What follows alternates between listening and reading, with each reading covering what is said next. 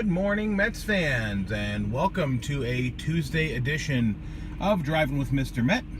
I am Mr. Met, and I'm here today. I didn't think I was going to be recording anything today, but I'm here for two reasons. One you'll see in a minute, and the other is I have a few thoughts about some rumors around the game that I've been reading about over the last couple of hours, meaning last night, not this morning, but I want to talk about a few of the things I've been reading and comment on where the Mets may or may not fit in into some of them. This is the main reason that I'm recording today, wearing my beloved ugly Christmas sweater, which of course is not green and red, but is blue and orange. Yes, I am wearing a Mets ugly Christmas sweater, and that is the main reason for my recording video today. But I did want to make a couple of comments on some of the rumors that I've been reading. As I said, the first one is a sort of a follow-up to the big blockbuster trade from over the weekend, where the Braves dealt Matt Kemp back to Los Angeles and got a whole bunch of players in return. One of whom was Scott Kazmir, former Met Scott Kazmir. The other one is Adrian Gonzalez, who the Braves almost immediately designated for assignment. So Gonzalez is a free agent, can be signed for the league minimum, and for that reason the Mets are interested, of course. It's not likely, and I hope the Mets do not do this. They don't need to waste a spot on the roster for a guy like Adrian Gonzalez, who is barely even a shell of his former self at this point. So that was kind of comment number one. A couple of other things I read, and this was this morning. Jason Kipnis is not likely to be dealt, as according to the latest suggestions from reporters. Kipnis is likely to stay in Cleveland. And the other one was about free agent Eric Hosmer, and the rumor there is that he's likely to re-sign with the Royals. So that's a little bit interesting. Speaking of free agents, Buster Olney tweeted early this morning that most teams are taking the patient wait-and-see approach in acquiring free agents, and that's forcing the market to sort of adjust itself. And that explains why we read yesterday that guys like Jay Bruce, among other players, are lowering their asking prices. Not so much in dollars, but more so in years. So Bruce wanted a 5-year deal.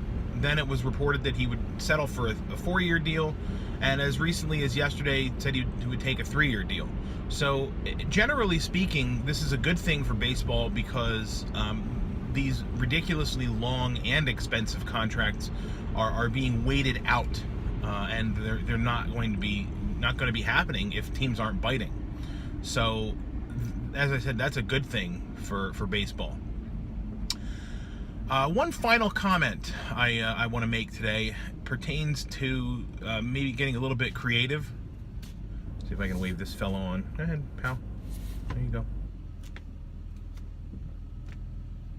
So anyway, getting a little bit creative, as I was saying. The Marlins have dealt away, as we all know, their most promising players, Stanton, Ozuna, and it leaves two pretty high-profile names still in Miami, neither of whom seemingly want to be there. That'd be Christian Yelich and JT Realmuto. So outfielder Yelich has, I believe, 5 years of team control, which is enormous. And if Jeter plays his cards right and is able to deal Yelich, he should get an absolute massive haul in return. Unless, of course, he's dealing Yelich to the Yankees, in which case he doesn't really want anything. He just wants to keep his shrine in Monument Park ready for himself. I'm kidding, of course. Jeter is not in collusion with the Yankees. What am I saying? So Yelich is, as I noted, Yelich wants out of Miami, but perhaps Realmuto wants out even more. And this is where the Mets tie-in comes into play. I would love to see the Mets figure out how to put together a package centered around catching prospect Thomas Nido, or Nido, or however the hell you pronounce his name, centered around the catcher, and exchange him for Realmuto. among other pieces. I'm sure the Mets would have to include something else, but this is the sort of creative trade that I would love to see the Mets, try to get done. No one is thinking that that's going to happen, and boy, this is a perfect time for it to happen. Why not? Pull something off, figure it out. Figure out what the Marlins need, and see if we can offer something to them to get a legit hitter in Realmuto onto the Mets team. Now, I'm skeptical of Realmuto's defense, and I think that's important. And as my friend on YouTube commented, Mad Wax, talking about defense being important and commenting on something that I spoke of a few times this year. Defense is important for a team that's built on pitching, but offense is just as important too. And Realmuto is absolutely an offensive stud. So I would love to see the Mets figure out how to put something together to get Realmuto on their team. That will wrap it up for today. I appreciate your watching. I hope you enjoyed my ugly Christmas sweater and my commentary on the ugly state of the Mets and of free agency at this moment. If you aren't already following me on Twitter, you can do so at Mr_Met. And as always, let's go Mets.